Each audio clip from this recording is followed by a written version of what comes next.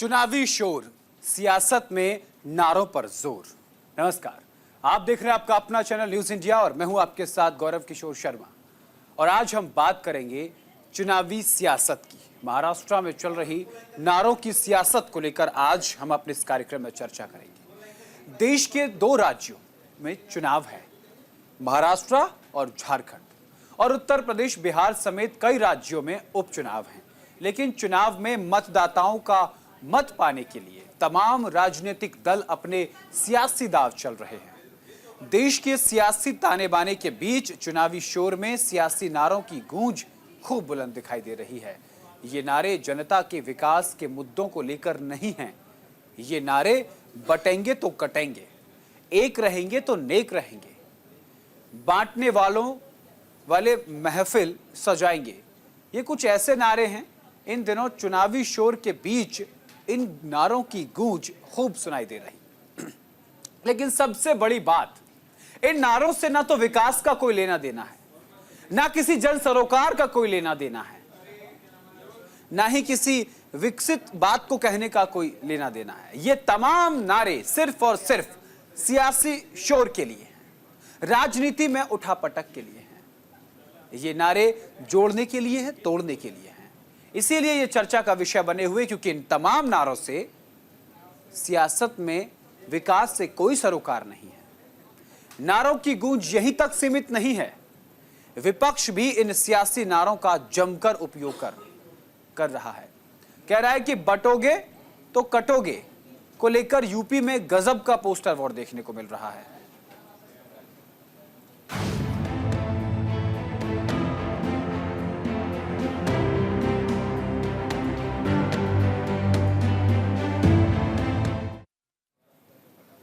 उत्तर प्रदेश की सियासत में इन दिनों नारों को लेकर घमासान मचा हुआ है। योगी आदित्यनाथ के नारे बटेंगे तो कटेंगे की सियासत में उत्तर प्रदेश के पूर्व मुख्यमंत्री और समाजवादी पार्टी मुखिया अखिलेश यादव और बसपा सुप्रीमो मायावती भी कूद पड़ी हैं। अखिलेश यादव के जुड़ेंगे तो जीतेंगे की शहर में होर्डिंग्स लगाई गई हैं। सोशल मीडिया पर जमकर वाद विवाद हो रहा है। समाजवादी पार्टी प्रमुख अखिलेश यादव इस नारे को लेकर काफी आक्रामक हैं। टीवी डिबेट हो या फिर सोशल मीडिया प्लेटफॉर्म हो, हर जगह सक्रिय नजर आ रहे हैं, क्योंकि उपचुनाव जो उत्तर प्रदेश में होने जा रहे हैं, इनको 2027 के विधानसभा चुनाव के सेमीफाइनल के तौर पर राजनीतिक विश्लेषक देख रहे हैं। साफ तौर पर कहा जा रहा है कि महाराष्ट्र में जो विधानसभा चुनाव हैं, उसमें महाविकास अघाड़ी को अखिलेश यादव समर्थन दे रहे हैं। पहले थोड़े से नाराज थे, लेकिन जैसे ही यह नारा बुलंद हुआ तो वो सक्रिय हो गए। उत्तर प्रदेश में 9 सीटों पर उपचुनाव हैं। यह नारा उत्तर प्रदेश के आगरा से उठा और महाराष्ट्र की सियासत में जाकर अब काम कर रहा है। महाराष्ट्र की सियासत में अलग अलग तरीके से इस नारे को परोसा जा रहा है। कहा जा रहा है कि प्रधानमंत्री नरेंद्र मोदी भी लगभग ऐसा ही नारा दे रहे हैं, लेकिन शब्द अलग हैं, लेकिन मायने वही हैं। समाजवादी पार्टी के दफ्तर के बाहर इससे संबंधित एक और होर्डिंग लगाया गया है, जिस पर लिखा है जुड़ेंगे तो जीतेंगे। वहीं योगी आदित्यनाथ के नारे बटेंगे तो कटेंगे पर एक गाना सोशल मीडिया पर वायरल हो रहा है। अब यह नारा उत्तर प्रदेश की सियासत से जुड़ा है, लेकिन महाराष्ट्र में आखिर क्यों काम कर रहा है? महाराष्ट्र में काम करने का कारण यह है क्योंकि महाराष्ट्र में महाविकास अघाड़ी को मुस्लिम बोर्ड की तरफ से एक 17 शर्तों वाला एक पत्र थमा दिया गया है। उसमें जितनी 17 की 17 शर्तें हैं, वो कहीं ना कहीं एक समुदाय विशेष को लाभ पहुंचाने के लिए है। इसलिए यह उत्तर प्रदेश की सियासत से निकला नारा महाराष्ट्र की सियासत में जमकर शोर मचा रहा है। महाराष्ट्र के चुनाव में बीजेपी की ओर से यह गाना खूब बजाया जा रहा है। इससे पहले हरियाणा के चुनाव में जब उत्तर प्रदेश के मुख्यमंत्री योगी आदित्यनाथ ने यह नारा दिया था, तो पहली बार प्रधानमंत्री नरेंद्र मोदी ने इस नारे के आसपास की लाइन दी। उन्होंने कहा कि एक हैं तो सेफ हैं, जिस बात का मैं जिक्र कर रहा था, लगभग वही, बटोगे तो कटोगे। उसके आगे की लाइन है, एक हैं तो सेफ हैं। यह कहा जा रहा है कि प्रधानमंत्री नरेंद्र मोदी ने उत्तर प्रदेश के मुख्यमंत्री योगी आदित्यनाथ के नारे को पूरा कर दिया है। मतलब एक ही है। कुछ लोग तो हरियाणा में भाजपा की जीत के पीछे इसी नारे को वजह बताने के लगे हैं। अब आपको उत्तर प्रदेश के पोस्टर वॉर की कुछ तस्वीरें, कुछ तारीखें बता देते हैं, कैसे उत्तर प्रदेश में पोस्टर वॉर चल रहा है। ग्राफिक के जरिए हम आपको बताएंगे। चलिए देखिए, जिस तरीके से 23 अक्टूबर को नारा लगा था वो हम आपको बताते। 23 अक्टूबर को 27 के सत्ताधीश किसके लिए कहा गया था?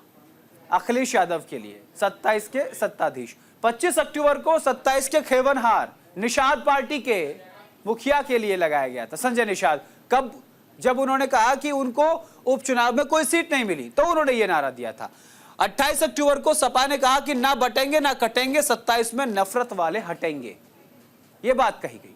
उसके बाद 30 अक्टूबर को उन्होंने कहा कि ना बटेंगे ना कटेंगे, पीडीए के संग रहेंगे। इसका जिक्र क्यों किया? क्योंकि पीडीए के दम पर ही 37 सीटें लोकसभा चुनाव में समाजवादी पार्टी ने उत्तर प्रदेश में जीती थी। आगे बढ़ते हैं। 1 नवंबर को उन्होंने कहा कि जुड़ेंगे तो जीतेंगे, ये बात कही उन्होंने। ये किसने कहा? बसपा सुप्रीमो मायावती ने। तो ये जो नारे हैं ये शोर मचा रहे हैं। उत्तर प्रदेश से लेकर के महाराष्ट्र तक की सियासत में जमकर इन नारों का शोर हो रहा है। अब हम आपको योगी आदित्यनाथ के कुछ बयान सुनवाते हैं, जिसमें योगी आदित्यनाथ सियासी नारों के बीच चुनावी जीत की हुंकार भर रहे हैं। मुख्यमंत्री योगी आदित्यनाथ के कुछ ऐसे नारे जो सोशल मीडिया पर जमकर वायरल हुए, जिसके जरिए उत्तर प्रदेश चुनावी दंगल और 2 राज्यों के विधानसभा चुनावों को जीतने की हुंकार भर रहे हैं। सुनवाते हैं। राष्ट्र से बढ़कर के कुछ नहीं हो सकता, कुछ नहीं हो सकता। और राष्ट्र तब सशक्त होगा जब हम एक रहेंगे, नेक रहेंगे, तभी नेक रहेंगे। बटेंगे तो कटेंगे। आप देख रहे हैं ना, बांग्लादेश में देख रहे हो ना, तो वो गलतियां यहां नहीं होनी चाहिए। बटेंगे तो कटेंगे, एक रहेंगे तो नेक रहेंगे, सुरक्षित रहेंगे और समृद्धि की पराकाष्ठा को पहुंचेंगे। हमें विकसित भारत की संकल्पना को साकार करने के लिए कार्य करना है। जिस प्रकार की घुसपैठ ये लोग करवा रहे हैं बांग्लादेशी घुसपैठियों का, जिस प्रकार की घुसपैठ इन लोगों ने रोहिंग्या का झारखंड के अंदर कराना प्रारंभ किया है, अगर डेमोग्राफी चेंज इसी प्रकार की होगी, आज ये लोग यात्रा रोक रहे हैं।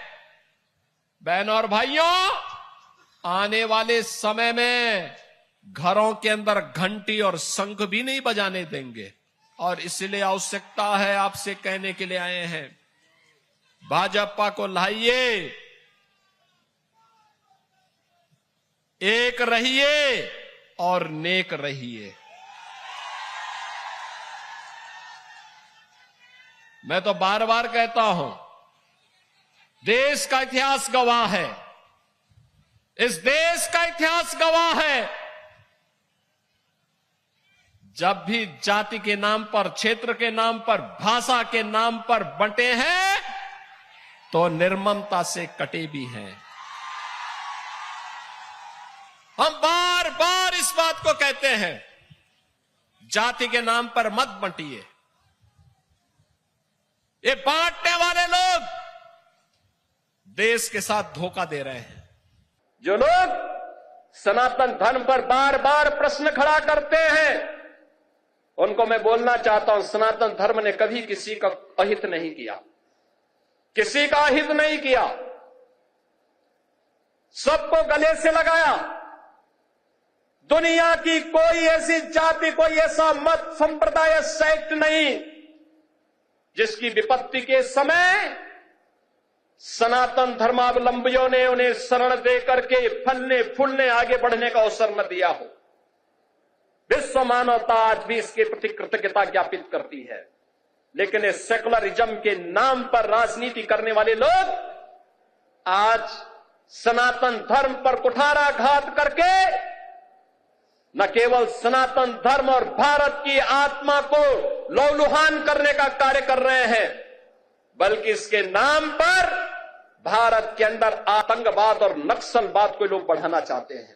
छत्रपति शिवाजी महाराज का संघर्ष हो या संभाजी महाराज का, हमें नई प्रेरणा देता है। और छत्रपति शिवाजी महाराज हम सबको एकजुट करके लेके गए थे, हर भारतवासी को अपने साथ जोड़े थे, अपने सेना का हिस्सा बनाए थे।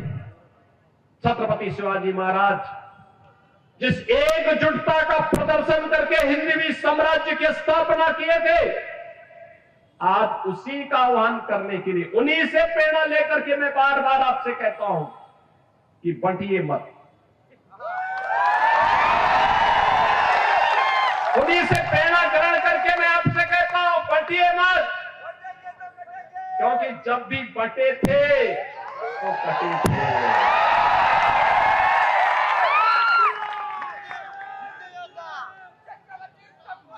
एक है तो नेक है, एक है तो सेफ है, और बटे थे तो कटे थे। हमें बटना नहीं है, एकजुट होना है। जब बजरंग बली रहे होंगे त्रेता युग में, तब तो इस्लाम नाम की कोई वस्तु इस धरती पे नहीं थी। और आज अगर बजरंग बली की हनुमान चालीसा का पाठ हम कर रहे हैं, रामनवमी की कोई शोभा यात्रा निकाल रहे हैं, उसको प्रतिबंधित किया जाता है, उसको रोका जाता है। किन कारणों से? और जिन्हें बजरंग बली पसंद नहीं है, उन्हें जो पसंद है वहां जाएं। भारत के अंदर कौन ऐसा भारतीय होगा जो राम को न मानता हो, जो बजरंग बली को न मानता हो? योगी ने आके कुछ बात किए, और खासकर वो बटेंगे तो कटेंगे, ये बात उन्होंने कही। तो मैं भी पढ़ा था। मैं आपके एक नोटिस को लाना चाहता हूं।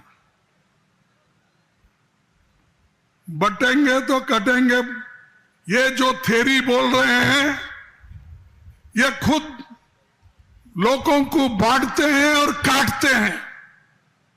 कैसा ऐसा पूछेंगे आप? अरे सबसे पहले जो बाबा साहब अंबेडकर का संविधान बनने से पहले तुम मनुस्मृति पे चलते थे, मनुस्मृति को आधार रख के अपने धर्म का नाम लेकर प्रचार करते थे, जिसमें चतुर्वर्ण का ब्राह्मण, क्षत्रिय, वैश्य और शूद्र, और पांचवा भी बीच में कर दिए, वो अति शूद्र। ये बांटने वाले कौन? आप ही लोग, ऊपर के लोग बांटे।